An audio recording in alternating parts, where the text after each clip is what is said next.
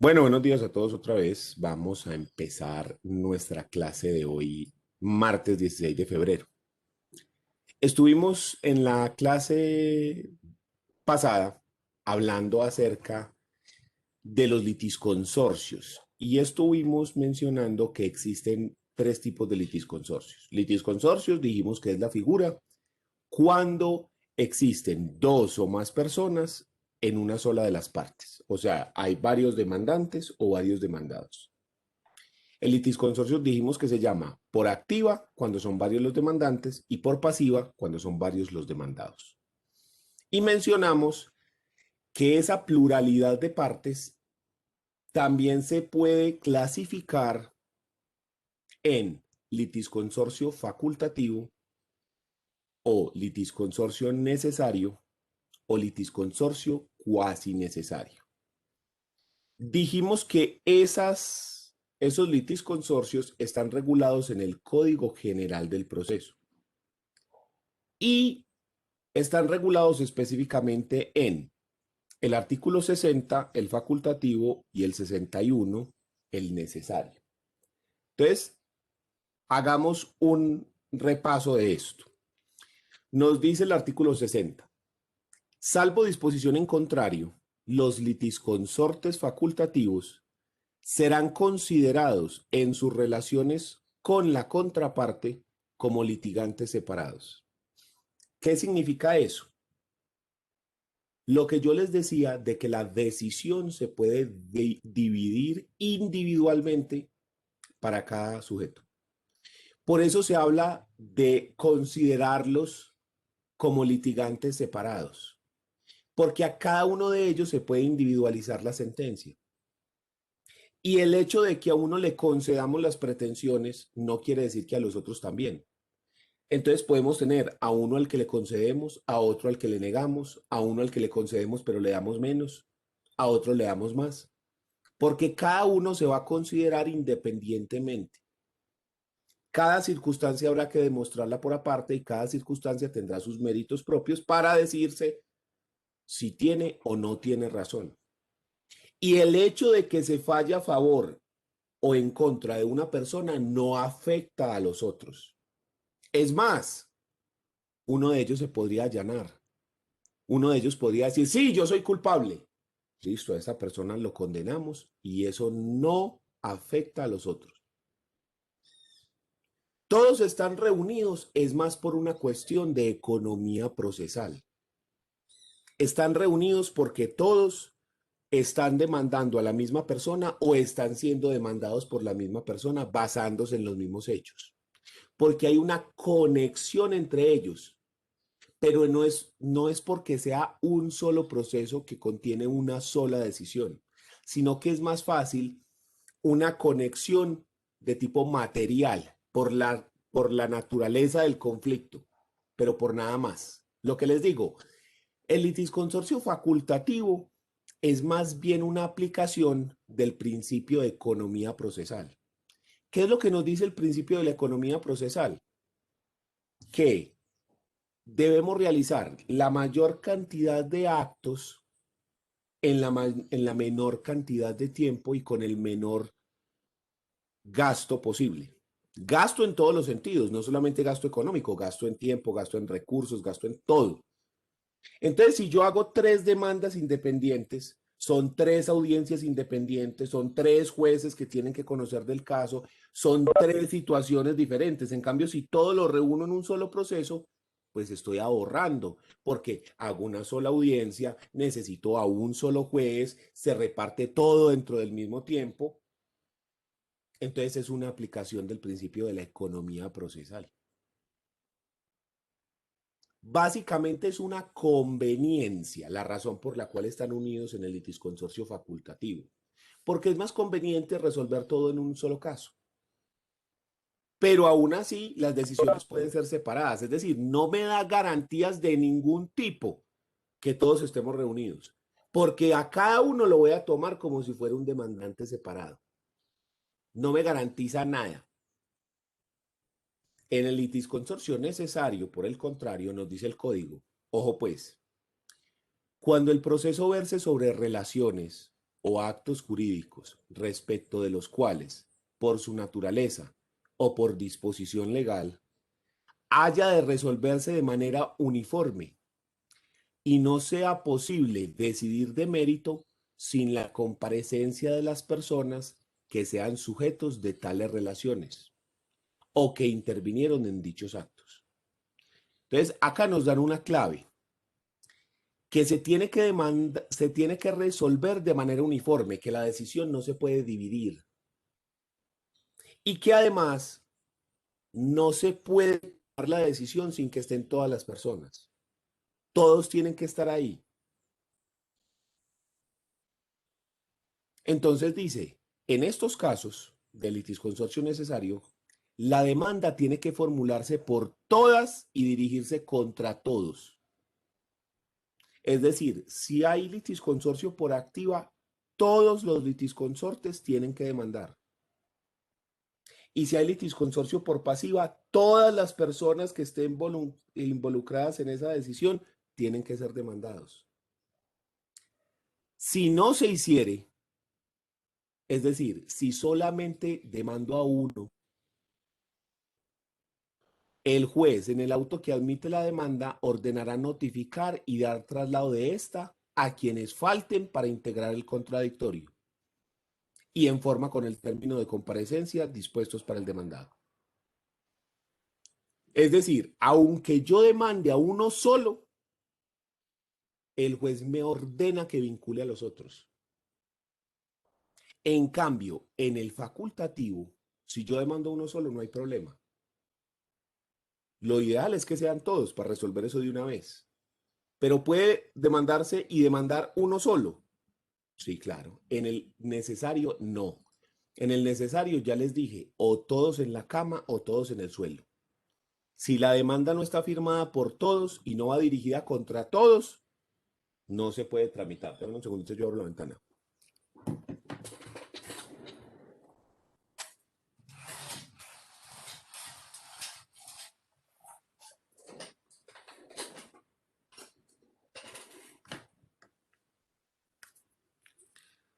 Listo, voy a abrir la ventana ya. Qué pena con ustedes. ¿Quién tiene alguna duda? Profe, ¿cuándo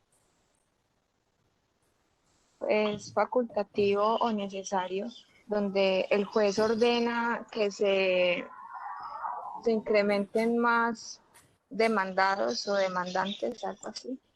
Ujú. Que se involucren a los que hagan falta en el necesario. Correcto. En ese caso, por ejemplo, en las sucesiones, siempre hay un litisconsorcio necesario y es que yo tengo que demandar o tengo que involucrar dentro del proceso de sucesión a todos los herederos. Y no solo a todos los herederos, sino a todo el que se crea con iguales o mejores derechos dentro de la sucesión. Tanto es así que en todas las sucesiones, notariales o en juzgado, así sea un solo el heredero, siempre hay que notificar y vincular al proceso herederos indeterminados. ¿Cómo así que herederos indeterminados? Como no existe una prueba para demostrar que una persona no tiene herederos, entonces yo siempre tengo que presumir de que puede haber alguien más, de que puede haber alguien por ahí. Entonces, ¿qué hago? Notifico a herederos indeterminados, es decir, que en la prensa, en la radio, donde se hacen los edictos, se me solicita que diga, los herederos del señor fulano de tal, fallecido tal día, favor presentarse al juzgado tal o a la notaría tal donde se está tramitando la sucesión, con miras a que reclamen su derecho. Entonces ahí es para notificar en general y decir, cualquier persona que crea que tiene derecho sobre esta sucesión, venga y preséntese y le vamos a dar lo que le corresponde. pero eso no implica que efectivamente aparezcan. Sin embargo, dentro del proceso le nombramos un curador, un abogado que se va a encargar de estar pendiente de que lo que se diga ahí, de lo que se haga dentro de ese proceso,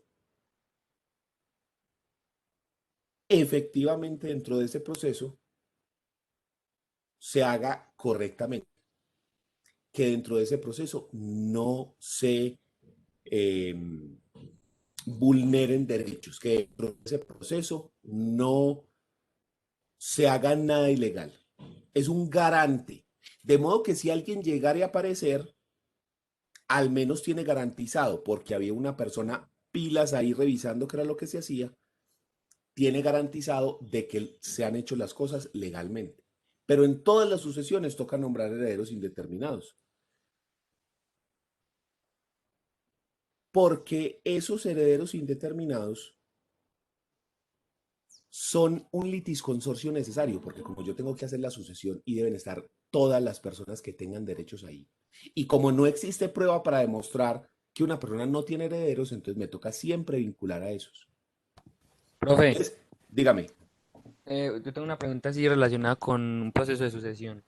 Entonces, si por dígame. ejemplo, tú dices que para el proceso de sucesión pues todos los herederos deben de estar presentes, Sí, pero digamos señor. que, entonces digamos que le quedó una herencia a unos hermanos y uno se va del país, ¿qué pasaría sin hacer el trámite? ¿Qué pasaría ahí?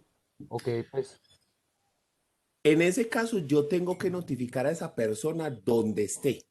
Si está en Japón, si está en Estados Unidos, en China, donde esté. Ah, hombre, ¿qué pasa si yo no tengo ni idea de dónde está? Entonces toca hacer lo mismo, emplazarlo, hacer una publicación en medios masivos de comunicación a ver si le llega al tipo de alguna forma, no, porque sí, alguien la profe, vio o algo así. Entonces, sí, sí, a ese que se va, yo también lo tengo que emplazar y le tengo que decir, hey, fulano de tal, que vive en, venga y sí, ya. cuente que aquí estamos haciendo la sucesión. Sí, exacto, pero el caso es, por ejemplo, que la persona sí es consciente de, pues obviamente él sabe lo de todo el proceso y todo, pero él decide salir del país, porque él vive en otro país, pero dice allá pues se fue para el país sin hacer el proceso de sucesión. ¿Qué pasaría ahí o qué? ¿Sí No, me entienden? esa, o sea, es decir, ahí hay dos cosas. Una es que a esa persona no le interesa la sucesión. Entonces, nosotros notificamos y le damos un término para que aparezca. Si la persona no aparece dentro de la sucesión, nosotros nos repartimos los bienes, pero siempre nos queda la duda de que el man aparezca y nos toca repartirle y darle a él su derecho. Hasta que pasen 10 años. A los 10 años ya sí perdió su derecho. Ah, listo, profe, perfecto, gracias. O la otra que puede pasar es que la persona repudie la herencia. Que cuando se le notifique, la persona diga, ¿sabes que a mí no me interesa eso? No, repudio. Listo, entonces nos repartimos lo otro. O que por el contrario, estando por allá en su casa en otro país, le otorgue un poder a un abogado colombiano para que lo represente acá. Entonces toda la sucesión se hace acá, en juzgado o en notaría, pero con el poder del señor que vive en donde sea, ¿cierto? Entonces yo, por ejemplo, le mando el poder a Estados Unidos y el man en una notaría ya lo hace autenticar y apostillar. El apostille es un sello que hace parte de unos tratados internacionales para que tengan validez los documentos internacionalmente. Entonces yo le mando el documento en español, así allá habla en inglés, chino, lo que sea. El tipo va y lo hace autenticar. Si lo hiciera autenticar en el consulado de Colombia, maravilloso. Pero si no se puede, entonces puede ir a cualquier notaría de allá y le pide que le ponga el sello de apostilla y lo manda por correo. Yo luego, con ese documento, ya con el poder, yo puedo actuar a quien representándolo a él en juzgado o en notaría, no hay ningún problema. Es más, hoy en día con la virtualidad se nos facilita mucho el asunto, porque antes yo tenía que esperar a que el man lo imprima ya, haga la vuelta y me lo mande por correo y esperar a que me llegue físico. Pero hoy en día, si yo voy a presentar una demanda de sucesión, si lo voy a hacer por juzgado, yo ya no tengo que presentarlo físico, sino que lo presento por correo electrónico. Entonces yo le digo al tipo, vea, imprímalo, vaya y lo hace autenticar. y lo escanea, me manda foto y yo con esa foto ya lo presento, entonces es muchísimo más rápido. Y se está hablando hoy en día que está esto en furor de los trámites notariales virtuales y están todos rabones los notarios con eso, no les gusta ni poquito la idea. A mí me parece maravilloso, espectacular. Yo soy un amante de la tecnología y un amante de la virtualidad. Por mí, yo me quedaba así toda la vida, ¿sí? Yo haciendo las audiencias aquí, relajado, en mi casa, sin tener que ir a los juzgados, sin estresarme, puedo estar aquí en cachacao y en pantaloneta. Yo no hago eso, pues generalmente yo me he visto completo, pero uno tener esa ventaja, maravilloso. Para mí, espectacular. Mucha gente, no, ¿cómo vas a decir eso? Eso es lo peor. Y lloran como magdalenas. A mí me gusta. ¿Qué hacemos, pues? ¿Cierto? Y esa ventaja que te acabo de decir, que yo le mande el poder por correo electrónico, que él haga la vuelta y me lo envíe una foto, instantáneamente yo ya lo puedo representar y mandar eso a un juzgado sin esperar que me llegue.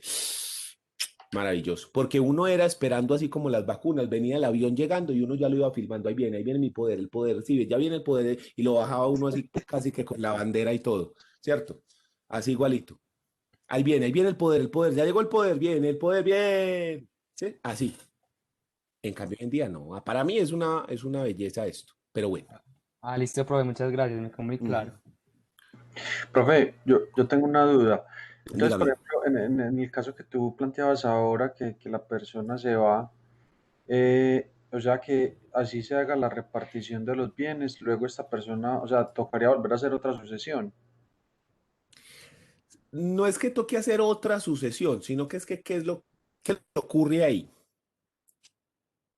Yo digo, los hijos de Pedro eran Hugo, Paco y Luis. De Luis no sabemos nada. El man se fue del país, ni siquiera sabemos para dónde fue. Entonces lo que yo hago es notificar a Luis en un medio masivo de comunicación para ver si de pronto Luis aparece. Luis no apareció. Entonces yo ya supongo de que Luis repudió la herencia y no le doy nada. Y resulta de que Luis de pronto aparece a los 2 años y dice, hombre, yo estaba secuestrado, hombre, yo estaba en coma, o cualquier cosa. Ah, de malas no apareció, entonces ya repartimos todo. No. Como pueden ocurrir circunstancias eh, extrañas, justificables para su no comparecencia, entonces yo reparto la sucesión sin Luis. Pero ¿qué pasa si Luis aparece? Yo tengo que volver a repartir. Entonces yo reparto de nuevo, reúno los bienes y los vuelvo a repartir, o yo puedo decirle a los hermanos, vean, Hugo y Paco, yo a ustedes les repartí todo 50-50, pero ya apareció Luis. Los derechos son 33.33 y 33.33, ¿sí o no? O sea, de 100 millones de pesos, yo a ustedes les di 50 y 50. Pero a cada uno nada más le tocaba el 33. Hagamos una cosa, cada uno deme el restante para que queden con los 33. ¿Sí? Los 17. Deme los 17 millones Hugo, deme los 17 millones Paco y se los damos a Luis. Y así no tenemos que volver a repartir, porque simplemente le estamos pagando su derecho. O volvemos a repartir, vengan a ver y volvemos a repartir las cosas. Pero eso tiene un término.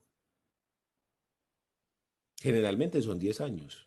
Si no aparece esa persona en ese término, ya perdió su derecho. ¿Sí? Profe, entonces lo mismo pasaría si aparece, pues, por decir, un hijo extramatrimonial o algo así. Pero ahí tenemos términos diferentes. Porque si es una persona no reconocida, un hijo no reconocido, esa persona tiene 2 años contados a partir de la muerte para demandar en filiación y decir que si era hijo. Si no demanda dentro de esos 2 años, la persona es reconocida como hijo, pero ya no le conceden derechos patrimoniales. Es como si hoy apareciera un hijo de Diomedes. Le dicen, sí, usted sí es hijo de Diomedes Díaz, tenga aquí su registro civil con el apellido Díaz, tan, pero no le dan derechos patrimoniales después de los 2 años.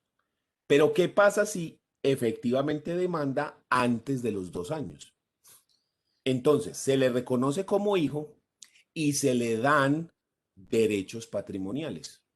Entonces a esa persona, si ya se repartió la herencia, le tenemos que dar su derecho. ¿Cómo? Nos reunimos todos y decimos, a ver, ¿cuánto era lo que le tocaba a este man? Le tocaban 10, 15, 20, 30, téngalo aquí.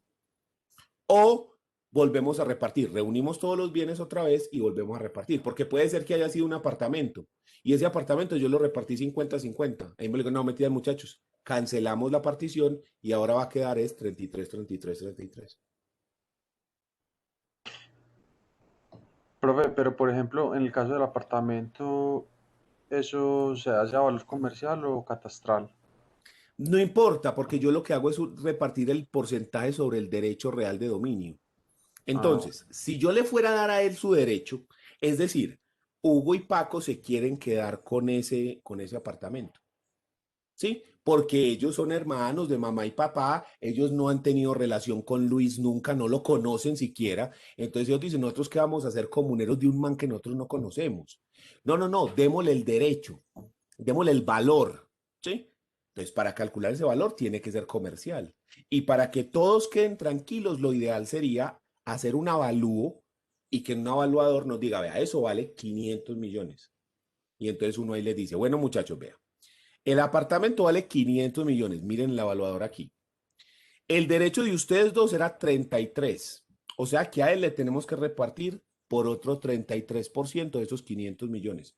¿Cómo lo vamos a pagar? Entonces ahí es una cuestión que podemos negociar, porque le podemos decir, vea, le vamos a dar este otro bien, le vamos a dar tanto de esta manera, luego tanto así. Ya es una cuestión que se puede manejar. En una circunstancia, en una ocasión nos pasó una circunstancia similar a nosotros. Resulta que muere el señor y tenía dos hijos. Resulta que después de muerto apareció otro muchacho que él mantenía, pero este sí era reconocido. O sea, el señor tenía una doble vida totalmente, porque el muchacho apareció reconocido con fotos en la primera comunión, fotos en paseos, fotos en no sé qué, una cosa, o sea, una doble vida, pero total. Y nadie jamás tenía idea, y no apareció cuando tenía 5 años, apareció cuando él tenía 20, pues, y el man había estado en los cumpleaños, en las piñatas, en las cosas, y todo el mundo era, pero, ¿y este man? ¿Pero de dónde salió? Bueno, había un apartamento y se lo habían repartido los dos hermanos 50-50. Cuando aparece el nuevo, hola, y entonces, ¿qué se hizo? Lo que te digo, se hizo un avalúo y se determinó, el apartamento vale, yo ni me acuerdo cuánto valía el apartamento, póngale 300 millones de pesos, pero la verdad no recuerdo cuánto valía. Entonces a ese pelado había que pagarle 100, porque no eran 50-50, eran 100, 100 y 100, porque costaba 300. ¿Qué hicieron los otros dos? Le dijeron, ve, hagamos una cosa, nosotros vamos a hipotecar el apartamento porque no tenemos plata y le pagamos a usted su derecho, ¿le parece? Y el man dijo, pero me pagan en efectivo, ¿en cuánto tiempo? Lo que se demora el banco en hacer el desembolso. Listo, hágale. Efectivamente lo hipotecaron y para el banco súper bueno, una hipoteca sobre un tercio del valor, que si no pagan él se queda con el apartamento, maravilloso. Entonces el banco de una les prestó y se le dieron al muchacho 100 millones de pesos en efectivo y el muchacho ya se desapareció, se fue a vivir a España incluso. Con esa plata cogió, se fue a ir a España, con eso pagó su carrera y sus cosas. Y estos dos se quedaron pagando las cuotas de la hipoteca en partes iguales. Y así, ellos dos conservaron el apartamento y al otro le dio su derecho y ya. Obviamente se firma un contrato de transacción donde se establece que a esa persona por su derecho de herencia se le va a pagar tanto dinero y que entonces esa persona renuncia a solicitar nulidad de la partición, nulidad de la sucesión en general, porque ya ha recibido a cabalidad su derecho de herencia de esa forma. Entonces, ese es un método alternativo de solución de conflictos aplicado a esto y es un caso real, o sea, esto pasó de verdad, ¿sí? Es una manera de hacerlo, pero ah, puede, ya es cuestión del negocio entre las personas, ¿sí? Sobre Profe, todo entre los abogados, dígame. qué pena, pues en mi ignorancia te pregunto, ¿una herencia de alguna persona entra en patrimonio adquirido dentro de una sociedad conyugal? No, no, no, no. No, porque la clave de la sociedad conyugal es todo lo que se adquiera dentro de la sociedad conyugal a título oneroso. ¿Qué significa título oneroso? Que haya costado dinero, que haya costado algo. Todo lo que sea adquirido a título gratuito es propio. Título gratuito es la herencia y la donación. Entonces, si a mí me donaron algo o a mí me heredaron algo, es propio. Pero si yo lo compré, lo cambié, porque la compraventa, la permuta, ahí sí entra dentro de la sociedad conyugal. Entonces, la clave es esa. Si recibió la herencia, es propio, no es social. Ah, ya, o sea que eso siempre va a ser hereditario de hijo en hijo y así. No. Sí, esa es la idea, pero tenés que recordar también que los cónyuges no tienen derecho de herencia en el primer orden hereditario cuando hay hijos. O sea, cuando hay hijos, el cónyuge no hereda, solamente recibe el derecho que le corresponde a gananciales, el 50% de lo conseguido. Ujú. Pero si no hay hijos, el cónyuge sí empieza a ser heredero. Entonces, el cónyuge podría recibir sobre bienes herenciales, sí, en caso de que muera el otro y no haya hijos. En ese caso, esa persona podría recibir esos bienes por herencia. Ah, listo, profe, muchas gracias. ¿Listo?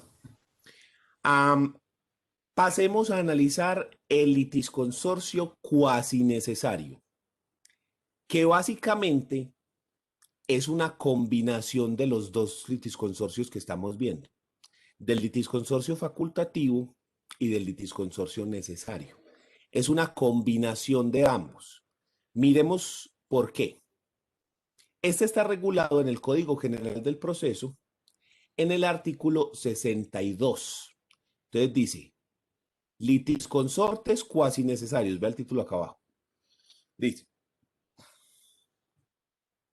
podrán intervenir en un proceso como litisconsortes de una parte y con las mismas facultades de esta, quienes sean titulares de una determinada relación sustancial a la cual se extiendan los efectos jurídicos de la sentencia y que por ello estaban legitimados para demandar o para ser demandados en el proceso. Entonces, pilas pues, porque esto se escucha como un trabalenguas del berraco. El litisconsorcio cuasi necesario se presenta cuando hay una relación entre dos personas, una relación que puede ser contractual.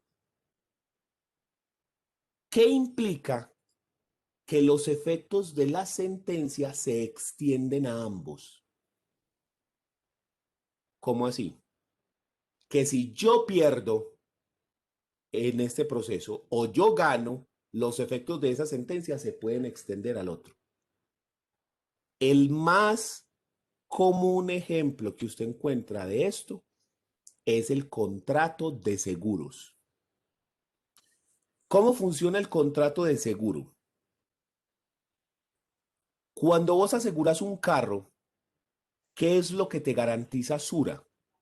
Te dice, si vos cometes un daño, si generas un daño con tu carro, Sura responde. ¿Qué significa eso? Que si usted en un proceso de responsabilidad civil es demandado y lo condenan a indemnizar 500 millones, 200, 100, 300, lo que sea, Sura está obligado a pagar esa plata. Entonces la pregunta sería, ¿por qué Sura es el que paga la indemnización que clava el juez? Si el juez condena, ¿por qué Sura es el que paga? Porque entre el tomador y Sura existe un contrato que dice que Sura es el que responde por los perjuicios que se ocasionen con el carro.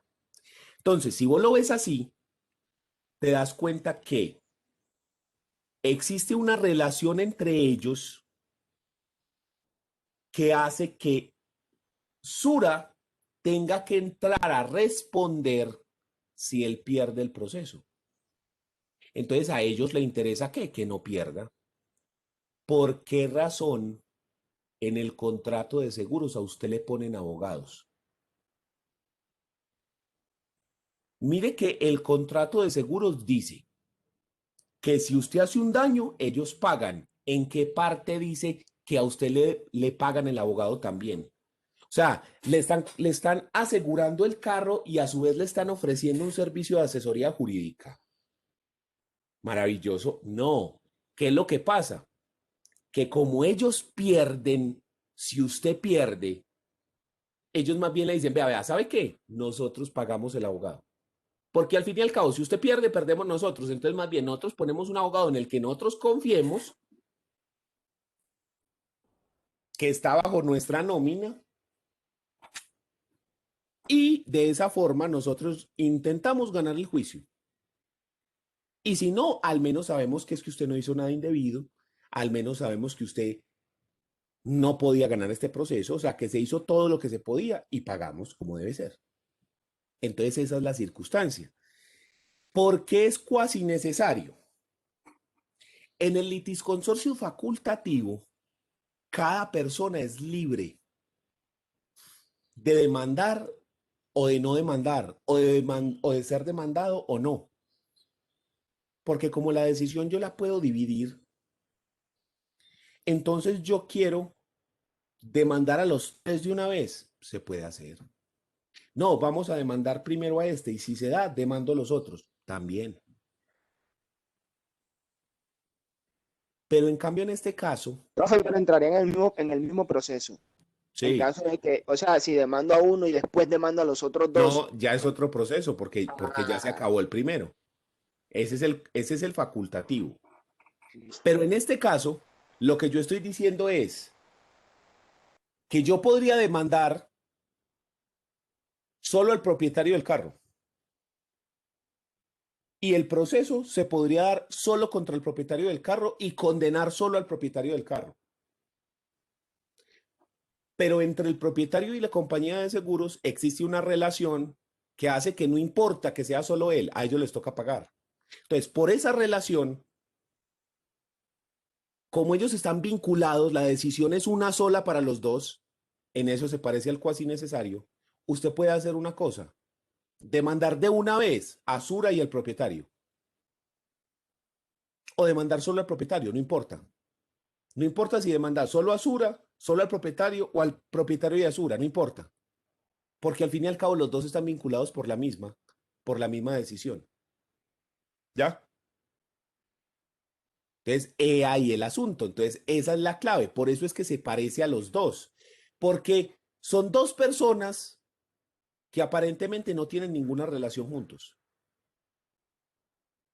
Que aparentemente tendría que haber una sola decisión para uno y una sola decisión para otro. Pero que como entre ellos existe un contrato, existe una relación que hace que los efectos de la sentencia se extiendan a los dos por igual, entonces los transforma como en una especie de litisconsorcio necesario.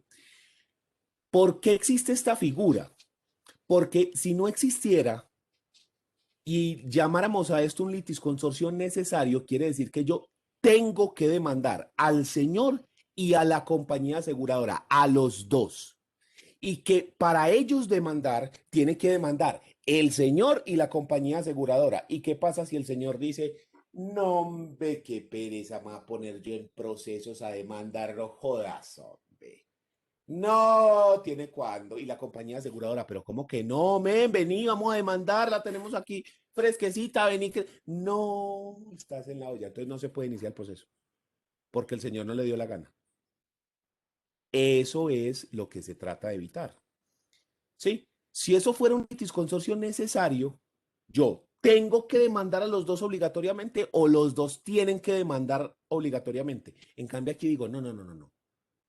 Se puede demandar o uno o el otro, pero la decisión al final los vincula a los dos. Por eso es cuasi necesario. Ahí es donde está la mezcla entre las dos figuras, entre el facultativo y el necesario, en que como los efectos de la sentencia se extienden a los dos, es como si fuera una sola decisión. como en el necesario, que es una sola decisión indivisible, todos en la cama o todos en el suelo. Básicamente funciona así. Miren este pedacito que dice acá, del necesario. Cuando alguno de los litisconsortes necesarios del demandante, o sea, por activa, no figure en la demanda, podrá pedirse su vinculación. En cambio, aquí no. Aquí solamente nos dice que se pueden solicitar pruebas si intervienen antes de ser decretadas las pedidas por las partes. Si concurren después, tomará el proceso en el estado en el que se encuentra en el momento de su intervención. ¿Qué quiere decir eso? Que las personas, los litisconsortes cuasi necesarios, pueden pedir pruebas independientes si llegan antes de que se dicten las mismas. Y si no, pues se actúan como si fueran la parte que ya está dentro del proceso. Entonces, por eso es una combinación de ambos. Lo que les digo, el caso más fácil de identificar como litisconsorcio cuasi necesario es el contrato de seguro, porque como en el contrato de seguro está esa cláusula que hace que el otro sea responsable, pero profe, ¿qué otro caso? El de los papás frente a sus hijos. ¿Qué pasa si un hijo hace un daño? El niño que quiebra la ventana con la pelota. ¿A quién es al que le toca responder por la quebrada del vidrio? A los papás, ¿sí o no? Entonces, si yo demando al niño y condenan al niño a pagar, ¿quién paga? Los papás. Y si yo demando a los papás, ¿quién paga? Pues ellos. Entonces, si ven, existe una relación entre el niño y sus padres que se llama posición de garante. Los padres son los garantes de sus hijos. Esa es la razón por la cual los papás responden por el vidrio que quebró el niño, porque ellos garantizan las actuaciones de su hijo. ¿Qué significa eso? Que si el peladito hace un daño, yo lo pago. Entonces, ahí también tenemos una relación, la posición de garante, que hace que los efectos de la decisión se le condena al niño a pagar la ventana, hace que se extienda a los papás. Entonces, siempre que exista una relación entre las personas que los vincule de manera que la decisión le afecte al otro, yo puedo hablar de litisconsorcio cuasi necesario. Yo también podría hablar de lo mismo en el caso de la sociedad conyugal, porque yo digo que si al cónyuge lo condenan, a la hora de la verdad, ¿quién está respondiendo? La sociedad conyugal. O sea, ese dinero afecta a la sociedad conyugal. Entonces, el cónyuge es un litisconsorte cuasi necesario. ¿Y qué pasa si esa persona gana un proceso, gana una indemnización? Entonces, yo ahí podría decir que ese dinero que ganó la indemnización es social. Sí. Entonces, ahí es donde está el asunto. O sea, la clave está entre las personas demandantes o demandados. Tiene que existir una relación contractual, legal, etcétera, que hace que la decisión los beneficie a ambos o los perjudique a ambos.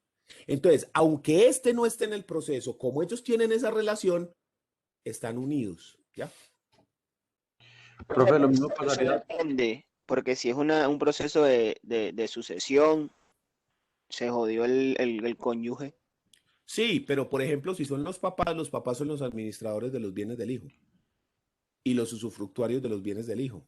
Entonces los papás tendrían que aparecer ahí porque ellos, precisamente por ser los papás y los representantes legales del hijo, son los que administran los bienes. Entonces ahí yo puedo decir que ahí hay una relación que hace que los padres sean unos litisconsortes cuasi necesarios, por ejemplo. Profe, Dígame. en el caso pues cuando se demanda a una clínica, a un hospital, que muchas veces como que esas demandas recaen sobre los médicos, ¿se podría hablar entonces del cuasi necesario, litisconsorcio? Sí, ese es otro ejemplo exacto. Y ahí tenemos a tres personas. Tenemos al médico, a la clínica y ellos casi siempre tienen aseguradoras. Es más, puede haber aseguradora de la clínica y aseguradora del médico, o sea que ya son cuatro. O el Estado y el funcionario público. También. Yo demando al Estado porque el funcionario público fue el que la embarró, ¿cierto? Entonces, como es un funcionario público, el Estado es el que tiene que responder por las embarradas de los funcionarios públicos. Entonces, yo puedo decir que también ahí existe un litisconsorcio cuasi necesario.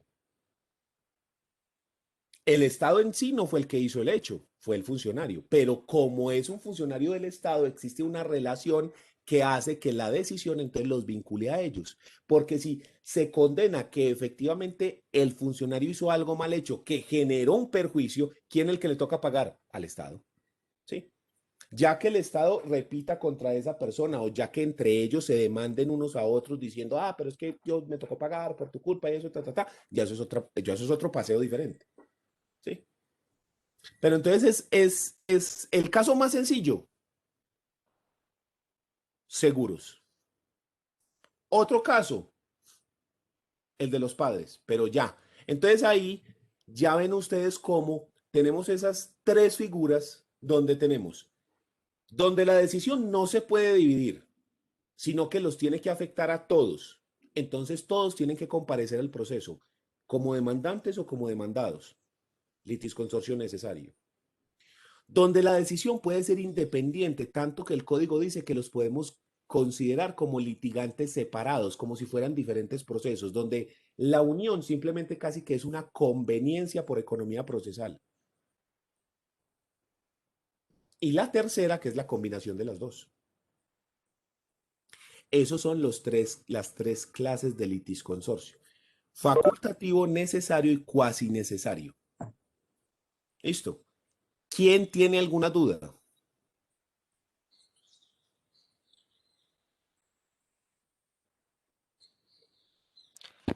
Profe, aprovecho Dígame. aprovecho pues el espacito para decir que yo entré un poquito tarde por si llamó a lista. Sí, sí, ya me listo. Mi nombre es Juan Camilo Murillo. Listo, Juan Camilo. Ya seguida le corrijo eso. Muchas ¿Quién gracias. más? ¿Quién tiene alguna duda?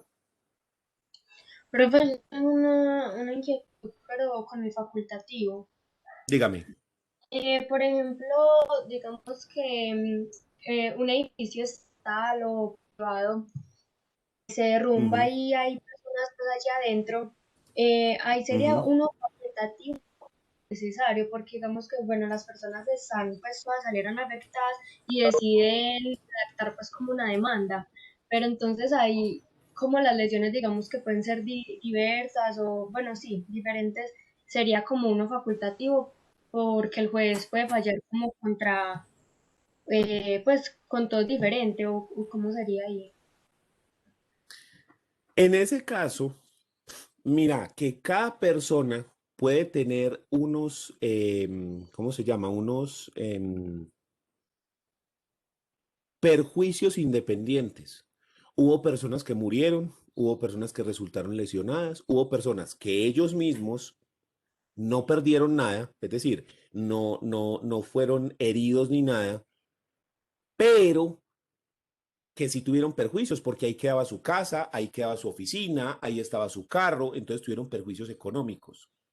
Cada uno de ellos puede demandar diferentemente y entonces será que el juez puede decir, Pedro, usted ni siquiera estaba ahí, nada tiene usted que hacer aquí, largo de aquí, zorra, metido. Y en cambio que diga, Juan, usted perdió ahí a su familia. Usted sí se le generaron unos perjuicios complejos. Primero que todo, déjeme decirle que lo siento mucho porque pues eso sí fue muy duro esa circunstancia.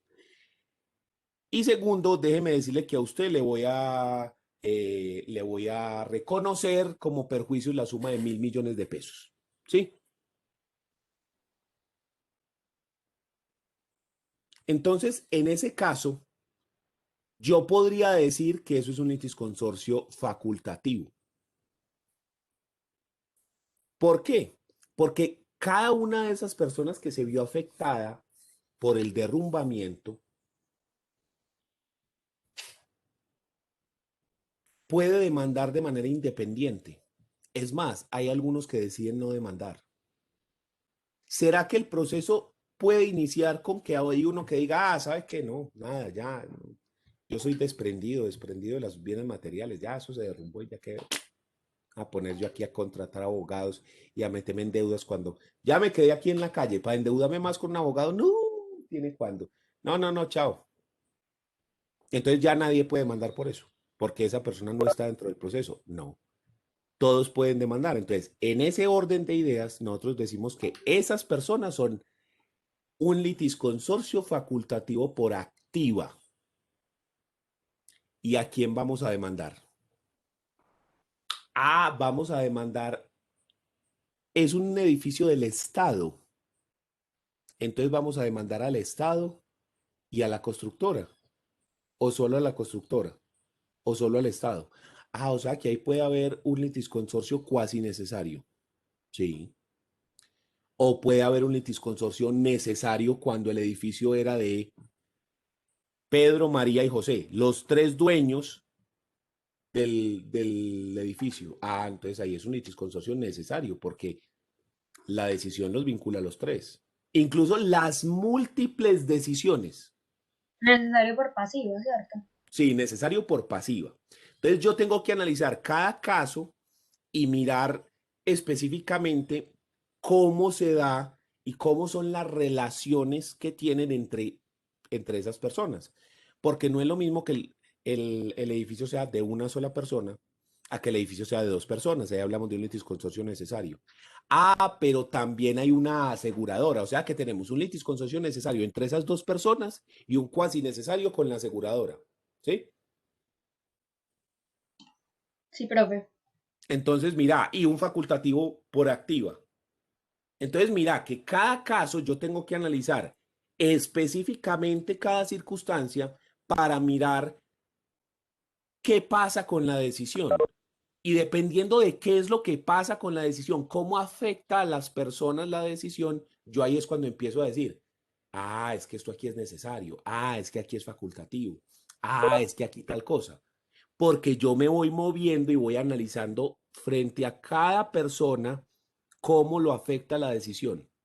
Y así es como yo voy estableciendo cuál de los tres litisconsorcios es el indicado en este caso. Ah, listo, profe, muchas gracias por aclararme la duda. Listo.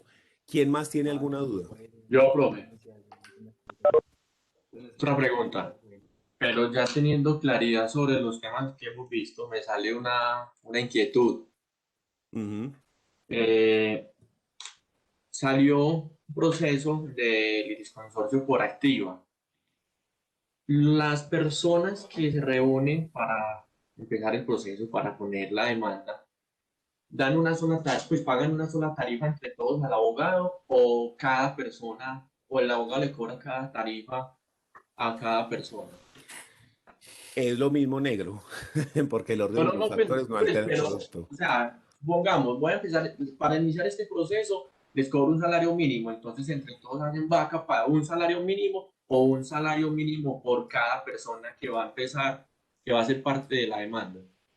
Lo que pasa es que, vea, si yo soy el abogado de todos, porque pueden haber varios abogados, aun cuando sea litisconsorcio necesario. Entonces, si yo voy a ser abogado de todos, yo puedo así. Cobro por ese proceso, por decir cualquier cifra, 100 millones de pesos. Me la tienen que pagar entre todos, ¿sí o no? O le cobro a cada uno un pedacito. Pero generalmente, si vamos a cobrar, digamos, en porcentaje, entonces yo digo, yo le cobro a cada uno el 10% de lo que reciba. Es lo mismo que decir, yo cobro el 10% de todo. Ah, no, es que cada uno tiene derechos aparte, o sea, cada uno puede recibir más o menos. Ah, bueno. Entonces, lo ideal sería que a cada persona yo le haga un contrato. Pero también ellos nos pueden decir, no, no, no, no, hagamos un contrato para todos y entre todos pagamos. Porque es que Pedrito no tiene plata, entonces todos nosotros le vamos a subsidiar la parte de Pedrito. Y ya después Pedrito ¿sí? Ah, listo, también. O sea, ya es cuestión de mirar a ver con el cliente cómo se da. ¿Y qué pasa cuando hay varios abogados? Cada abogado cobra, pero todos Depende del los marrano. abogados, sí, tienen que actuar juntos, porque como es necesario, tienen que actuar juntos. Si es facultativo, si cada uno hace lo que le da la gana y eso se vuelve un sancocho sabroso, listo. Pero si es necesario, todos tienen que actuar de la manito, sí, de la manito. Bien. Es más complejo, pero se puede, ¿cierto? Porque en las sucesiones, de hecho, pasa. Es muy común que en las sucesiones cada uno lleve el suyo. Y también es muy común ¿Y que ocurra. este tipo de procesos solamente se dan en civil o qué? No, no, no, eso se puede dar en todo. Por ejemplo, ¿cómo es que se llama? En penal, cuando usted está juzgando a varias personas, es un litisconsorcio facultativo. Cuando vos estás jugando, cuando vos estás juzgando a Pedro, María, José, etcétera, porque hacen parte de una banda y los estás juzgando por concierto para delinquir o cualquiera de esas circunstancias, entonces ahí encontramos un litisconsorcio facultativo. En laboral, cuando por ejemplo se reúnen todos los sindicalistas para demandar a la empresa por unos despidos masivos o por cualquier cosa, entonces ahí puede haber un litisconsorcio facultativo, necesario, cuasi necesario, etcétera. O sea, siempre que dentro de un proceso puedan existir varias partes, hablamos de litisconsorcio. ¿Y en dónde se podrían demandar varias personas? En todas las jurisdicciones. Mira que en procesos contra el Estado es muy común que demanden varias personas. Y entonces eso puede ser facultativo, puede ser necesario, en fin. ¿Recuerdan el caso de los señores que estaban en el helicóptero que se cayeron, que eran unos militares, aquí en Medellín, que estaban con una bandera, que eran unos militares y se cayeron del helicóptero? ¿Se acuerdan de ese caso? Eso pasó hace, ¿qué? Como 2 años. El 20 de Profe, julio. fue como la feria aeronáutica o algo así. No fue el 20 de julio. Las flores. Ah, sí, sí, sí, sí, creo que sí. Sí, que estaban con una bandera Sí, y se sí. soltó el cable o lo cortaron o algo. Bueno, eran como 3 personas, como 3 señores que se murieron en esa cosa. Las familias de esas personas pueden demandar al Estado y al ejército. ¿Sí? Entonces ahí tenemos varios litisconsorcios facultativos por el lado de la familia, el Estado y el ejército. Entonces hablamos de un litisconsorcio cuasi necesario, porque si usted demanda al ejército y condena al ejército, pues es lo mismo que demandar al Estado el que toca pagar la plata, ¿cierto? Profe, eso suele pasar mucho en Estados Unidos. El pasado 20 de octubre del año pasado, varios estados de Estados Unidos demandaron a Google por monopolio. Entonces, Sí, como eso es un facultativo, por ejemplo, o un necesario, dependiendo del del, proceso del- como tal. del proceso. Ajá. Entonces, es muy común, o sea, en todas las jurisdicciones es muy común que haya alguna de las dos partes con varia gente. ¿Y para qué nos interesa hacer esa clasificación? Porque dependiendo del tipo de litis consorcio, entonces el juez tiene que hacer una sola decisión, la decisión tiene que ir dirigida a varias personas, los efectos de esa decisión. Sí, entonces eso es muy importante tenerlo claro, porque, por ejemplo, si es un litis consorcio necesario, volvemos a lo mismo. La demanda no se puede poner, no se puede interponer si no están todos. Hay que conseguir poder de todos, con uno solo que nos diga que no nos daña el parche. Entonces, los tenemos que conseguir a todos. Listo, entonces, Eso garantiza los derechos colectivos, profe. exactamente. Entonces, por eso cada caso nos toca analizarlo con lupa y definir, en este caso es así, en este caso es así. Y ya conforme a eso vamos actuando. Y entonces ahí viene, hombre, que entonces cómo cobramos los honorarios. Entonces usted dice, no, momentico, como esto es facultativo, a cada uno le cobro lo suyo, porque es que a usted le puede salir esto y a usted aquello. No, es necesario, la decisión es una sola para todos. Podemos hacer un cobro general y no hay problema. Yo cobro sobre el 30% de lo que saque aquí, ganemos o perdamos. ¿Sí me entiendes? Si perdemos y no reciben nada, no me pagan nada. Si ganamos, yo me quedo con el 30% de lo que se reciba, por decir pues cualquier pendejada que se me ocurra aquí. Como es una sola decisión, listo. Entonces, mire que eso es muy importante para todo, para el cobro, para los abogados, para muchas cosas. ¿Quién más tiene alguna duda?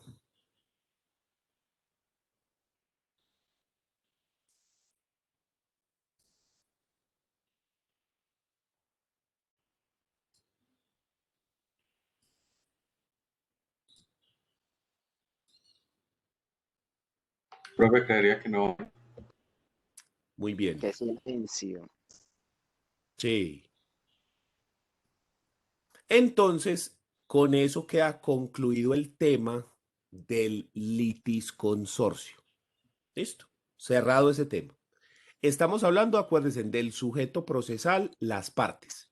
Recuerde que vamos a empezar a hablar de los diferentes sujetos que intervienen en el proceso. Empezamos por el juez y hablamos todo lo del juez y luego nos metimos con las partes y dijimos quién era parte, el demandante o el demandado, y hablamos de qué pasa cuando hay varias personas que son parte y entonces nos metimos con el tema de los litisconsorcios y entonces vamos a dar por finalizado ese tema.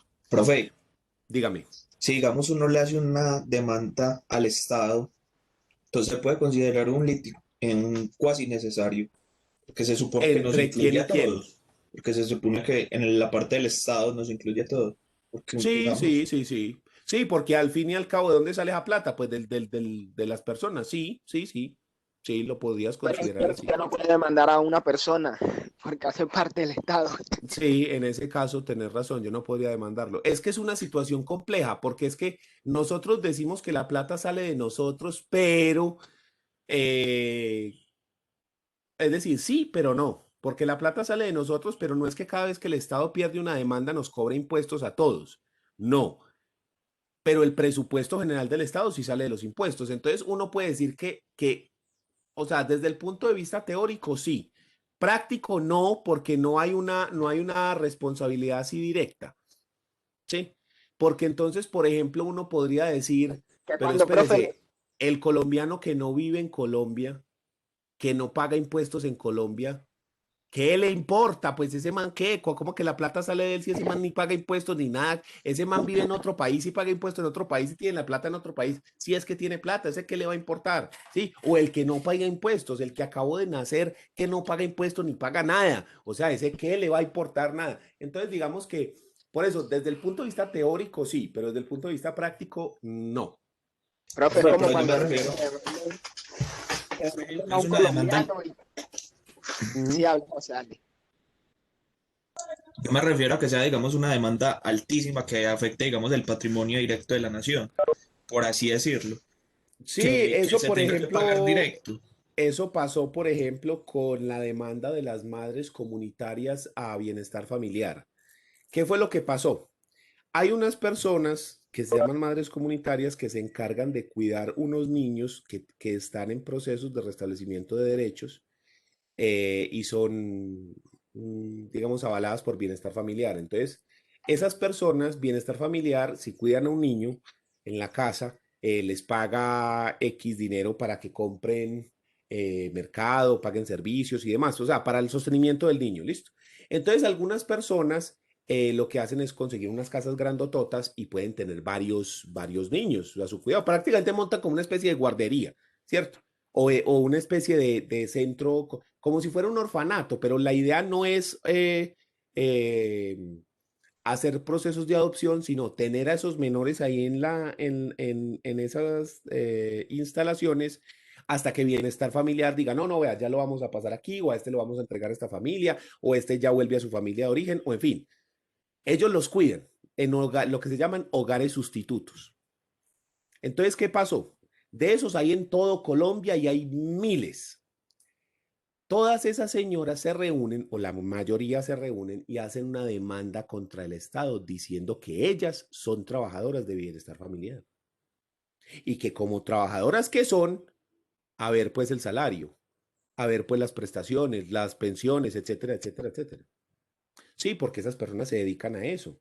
Bienestar familiar les da para el sostenimiento de los pelados, pero ellas tienen que cuidarlos, tienen que estar pilas ahí, tienen que tener unas instalaciones apropiadas, en fin.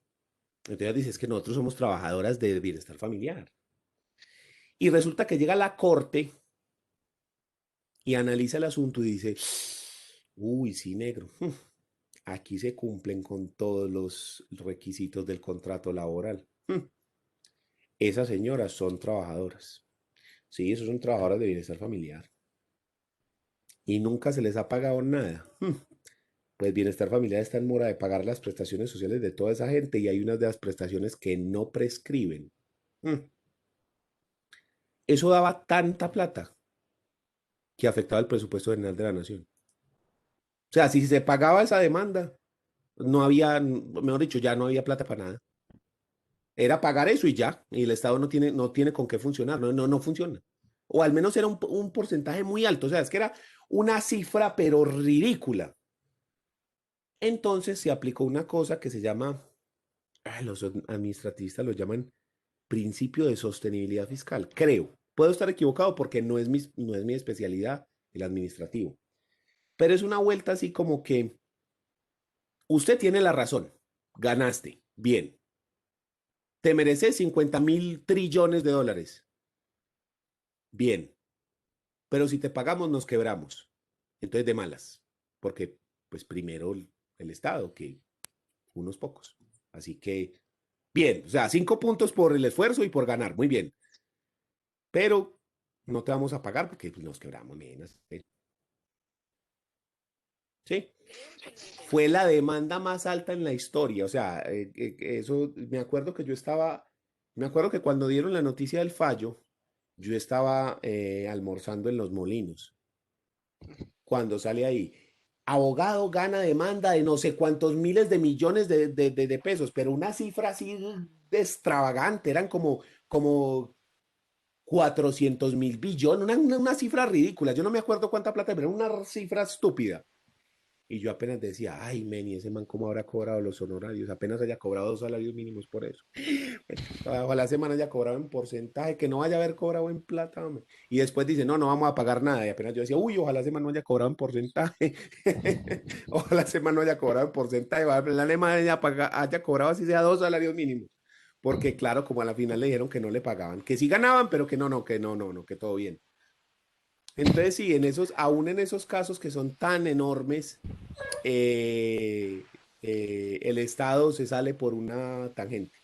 Creo que con el caso de Armero también hubo algo así, que hubo demanda al Estado porque En el caso también de Ingrid sí, Betancourt, que en estaba lo de exigiendo 12 Ingrid. mil millones, 12.000 millones de pesos. Sí, no, pero a la final Eh, ella se arrepintió, pues. Sí, Pero sí, sí. creo que en el caso de Armero, no estoy seguro, también ocurrió algo así, porque como al Estado le habían ya advertido varias de, hey, ese nevado, mira que ese coso está echando como candela, ojo que ojo que de pronto explota, ojo que de pronto mire que se va a crecer, y pan, y chao Armero, y 30.000 personas se fueron, ¿sí? Entonces, creo que ahí también hubo algo así similar. Profe, y pregunto, digamos, Diga. en el caso de las madres comunitarias, a pesar de que no les podían pagar pues las indemnizaciones necesarias de todas esas responsabilidades que el Estado tiene con ellas, digamos, independientemente de eso, el Estado sí las terminó afiliando como empleadas públicas. No, no, no, no, a la final no se hizo eso por lo mismo, porque había unos problemas. O sea, les dijeron, hombre, sí tienen toda la razón, pero no los vamos a dejar ganar porque nos quiebran, pero tienen toda la razón, muchachos, todo bien. Sí, entonces eso se quedó ahí como en veremos. No sé Ah, a la final cuál fue la solución, porque a mí lo que yo me acuerdo es que dijeron, gana no sé cuántos miles de millones de dólares, y yo, ay, Dios mío, qué rico ser ese abogado, pero no lo van a pagar, uy, no, qué pelle ser ese abogado, ¿cierto? Esa fue la reacción. Tan Entonces no bobo me ese acuerdo al final qué fue abogado. lo que pasó. ¿Cómo? Tan bobo ese abogado. Se hubiera ido a instancias internacionales y que la Corte Nada, Interamericana pero es de que Derechos igual ahí Humanos no se puede. No, pero es que ahí no se puede hacer nada, ahí no se puede hacer nada, porque es que vos cómo vas a pagar algo que va a quebrar un país, no se puede.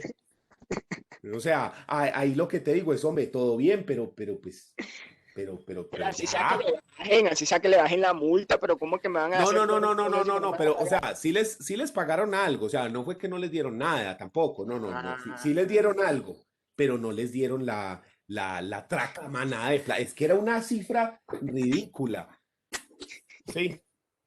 Voy a ver si encuentro la noticia por ahí, a ver cuánta plata era, o sea, yo me acuerdo que era un dineral ridículo, y a la final, ¿cuánto les dieron? No sé, lo que le digo, porque yo al final no sé qué fue lo que pasó con el caso en la vida real, porque a mí lo que me impactó fue eso, ¿En qué año lo de fue, que profe? sí y no. ¿Cómo? ¿Eso en qué año fue? ¿En qué No, año eso fue fue? hace poquito, eso no fue hace muchos años, o sea, ¿cuántos años habrá sido eso? Venga, busquemos a ver si alcanzo aquí. Madres comunitarias. ¿Cómo? La sentencia SU 079 del 2018 de la Corte, al resolver un caso idéntico al ahora estudiado, constató que las madres comunitarias en calidad de titulares de derecho a la seguridad social eran responsables de su vinculación y permanencia en el sistema de seguridad social integral de conformidad con la Ley 100 de 1993. Esa es. A ver, por acá hay una noticia. Espérate a ver si dice aquí cuánta plata era. El Consejo de Más Estado, a que la partir de sentencia era en resuelve. 1.6 billones de pesos.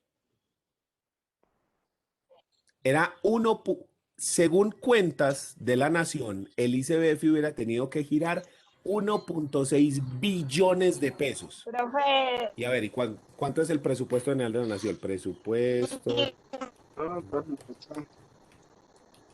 Como 400.000 billones. 314 billones. Lo robaron, profe, sí, yo que lo robaron. Sí. Dígame la persona que dice que tiene una duda. ¿Quién es? profe, yo tengo una duda. En este, su Sergio, en el caso se Sí, estaba, dígame. bueno, eso es mucho ruido. Sí, no En importa, este caso se hágale. estaba afectando el patrimonio nacional. ¿Me escucha Lo que bien? pasa es que, sí, la escucho. Lo que pasa es que en Listo. ese caso eran En este caso se 1.6 estaba afectando billones, el que era el 1. patrimonio nacional. Sí. Sí, ¿una qué?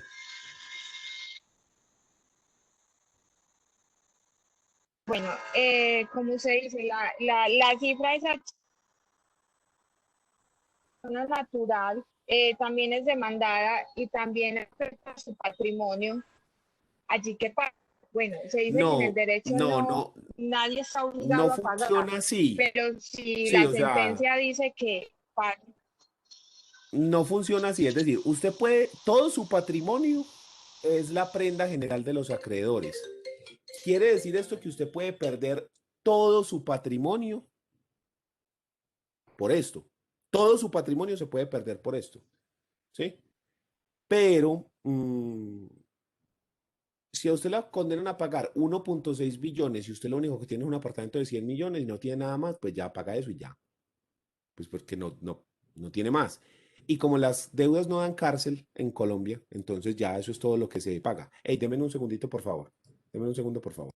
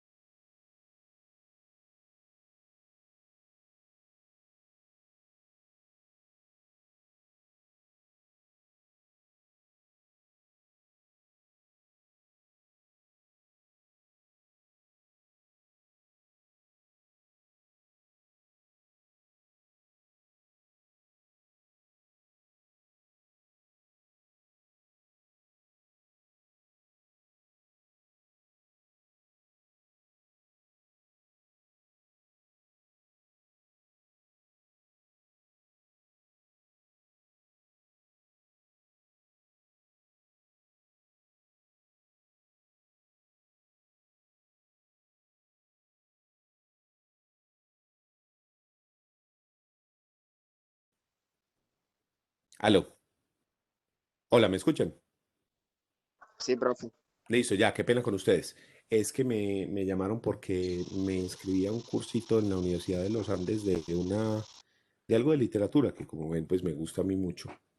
Me estaban llamando para confirmarme si todavía me interesaba. Qué pena con ustedes. Cuéntemelo. Profe, mire, hablando acá desde la ignorancia, de pronto en lo que pasó ahí en el caso de las madres comunitarias, fue que no la pagaron porque de pronto el presupuesto encaminado a pagar las deudas o las demandas del Estado no alcanzaba en ese entonces, ¿sí me entiendes? O sea, como que No, como o sea, era mucha plata. Yo no me acuerdo si era que era todo el presupuesto de bienestar familiar o más del doble, eso o era todo es, el presupuesto para las demandas. La cosa era que si le pagaban a esa gente eso, nos jodíamos. ¿Por qué? Porque, primero, no había plata o para sostener a bienestar familiar o para pagar más demandas. Primer punto. Segundo punto, eso significa que ya todas esas señoras tienen derecho a eso. Entonces, eso es otro gasto adicional que tiene el Estado. Entonces, no solo es el pago de la indemnización, sino el pago de aquí al futuro. Entonces, fue por eso que dijeron, no, no, no, mentira, mentira, mentira, es que todo bien que no. ¿Sí? Pero O sin sea, embargo, sería interesante que nos contaran, pues, como alguien que conozca bien adentro del sí. caso, porque lo que le digo, yo solamente conozco la noticia porque me acuerdo que a mí me impactó. Es que 1.6 billones de pesos, muchachos, por Dios. Es que eso es mucha plata. Profe, ¿y eso fue hace cuánto? En el El 2018. 2018. Ah, bueno, no, entonces fue recientemente, porque si hubiese sido por ahí en el 2009 o así, ya sería más plata todavía. Sí, sí, no, pero pues es que imagínate que 1.6 billones. Pues yo no sé, pero yo con eso quedo como contento. Pues no sé ustedes, pero a mí yo me quedo como feliz ahí, como, relajado ya. No sé, o sea, yo de pronto me gano un caso así y no creo que no me vuelven a ver dando clase porque me voy es para, no sé, para Tahití a relajarme. Ah, no, para Bruselas a comprar la vacuna ya. Bueno, a ver, ¿cuánto es que vale esta pelle de vacuna, pues? ¿Sí o no? O defienda paramilitares como Abelardo y de una se va. Sí, no, pero ahí sería interesante saber Abelardo cómo ha conseguido tanta plata, porque, o sea, apunta a defender paramilitares solo, no, yo creo que el man debe tener también empresas, porque el man vive en Estados Unidos, El man tiene un entonces, bufete en Barranquilla, tiene un bufete en Barranquilla, otro en Miami y en Bogotá. Está ah, bueno. no, pues es que, No, y el man tiene línea de ropa, profe, pues ese man lo que Es está Y es también copando es plata. cantante. Sí. No, o sea, mejor dicho, ¿dónde es que hay que mandar la hoja de vida para trabajar allá? Él tiene una empresa que crea paramilitares y después los defiende. Que es el gobierno. hijo de puta. Y también canta ópera de vez en cuando, por si de pronto no da. Oye, Bueno, muchachos, oigan, los tengo que dejar porque ya vamos terminando la clase. A ver, últimas preguntas y acabamos.